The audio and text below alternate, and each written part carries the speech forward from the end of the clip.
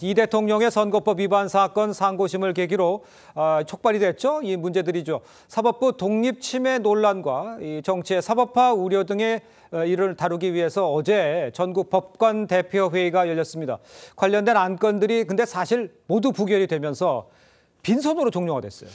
그렇습니다. 다들 아마 기억하실 겁니다. 지난 5월이죠. 이 대법원이 이재명 당시 민주당 대선 후보의 공직선거법 사건에 대해 유죄 취지 파기환송 판결을 내리면서 민주당을 중심으로 이 조희대 대법원장 사퇴를 요구하는 등 이 강한 반발이 쏟아졌고, 또 이 대법관 증언을 골자로 한 이 각종 법안을 추진하면서 사법부 압박 논란으로도 이어졌습니다.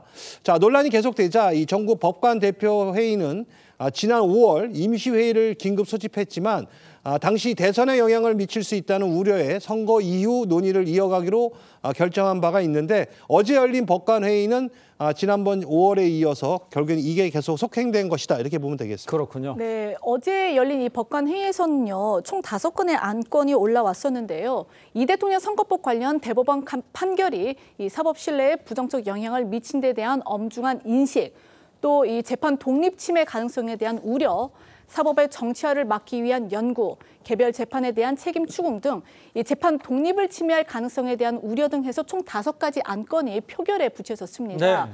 하지만 반대표가 더 많이 나오면서 결국 모든 안건이 부결이 됐는데요. 이 법관회의 측 관계자는 사법 신뢰 회복과 재판 독립 침해 우려 등을 이유로 해서 의견 표명을 해야 한다라는 대표들과 법관들의 집단적 견해 표명을 자제해야 한다는 그런 대표들의 의견이 엇갈렸다라고 설명을 했습니다. 또 이 5개 안건 모두 반대표가 압도적으로 많이 나오면서 사실상 사법부를 둘러싼 여러 논란들에 대해서 법관 회의가 결국 침묵을 선택했다라는 평가가 나왔습니다. 그렇군요. 자, 그런데 이제 어제 법관회의 결과를 놓고 이 법조계 평가는 사실 엇갈립니다. 현명한 판단이었다, 이런 평가도 있지만 정부 여당 눈치를 보느라 이 사법부가 삼권 분립의 한 축으로서의 역할 제대로 하지 못한 거 아니냐, 이런 쓴소리도 나온 게 사실입니다. 네, 법조계 일각에선 이 현재 이재명 대통령에 대한 재판들이 연기가 됐고 정치권의 사법부 압박 수위도 낮아진 만큼 섣불리 목소리를 내기보다는 사법개혁 진행 상황을 지켜보면서 자중하는 태도가 필요하다며 현명한 판단을 내렸다는 평가가 나왔는데요. 한편에선 사법부가 지나친 저자세 행보를 한 것 아니냐는 비판도 제기됐습니다. 정치권의 사법부 흔들기에 법관회의가 아무런 목소리를 내지 못하면 정치권의 사법부 길들이기가 더 심해질 가능성이 있다는 우려가 있다는 겁니다. 또 국민의힘 나경원 의원은 사법부 흔들기에 제 목소리를 못 내면 사법부의 자기 해체 선언이자 사법부의 정치 굴종이라고 맹비난하기도 했습니다. 오늘 우연찮게 이제 두 법조인 나오셨는데 어떻게 보세요? 담장을 넘는데도 소리를 지르지 않으면요, 그 다음에는 현관문 안으로 들어옵니다.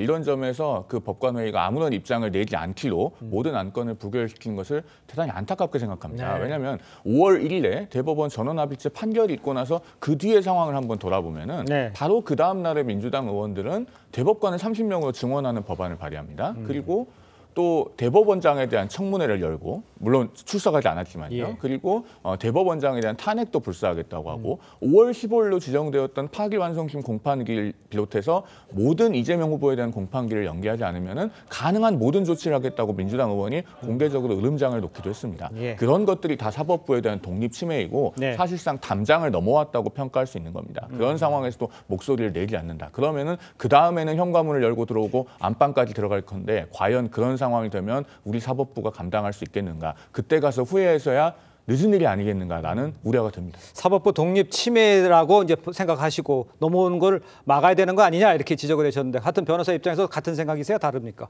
완전히 다른 측면에서 저는 안타까운데요. 예. 그러니까 당시 대법원 파기환송 이후에 물론 정치권에서 당연히 비판이 있었지만 법원 내부의 비판이 더 강력했습니다. 실제 내부 그 통신망에는 그 대법원 판결을 한 조희대 대법원장 등 대법관들에 대해서 반 이재명 투쟁의 선봉장이 됐다는 부장판사의 글이 올라오고 관련한 비슷한 취지의 반박글들이 상당히 많이 올라왔습니다. 예. 대법원이 정치 문제에 관여했고 실제 선거에 관여하려는 의식을 국민적 시각에서 피할 수 없다는 내부 비판이었습니다.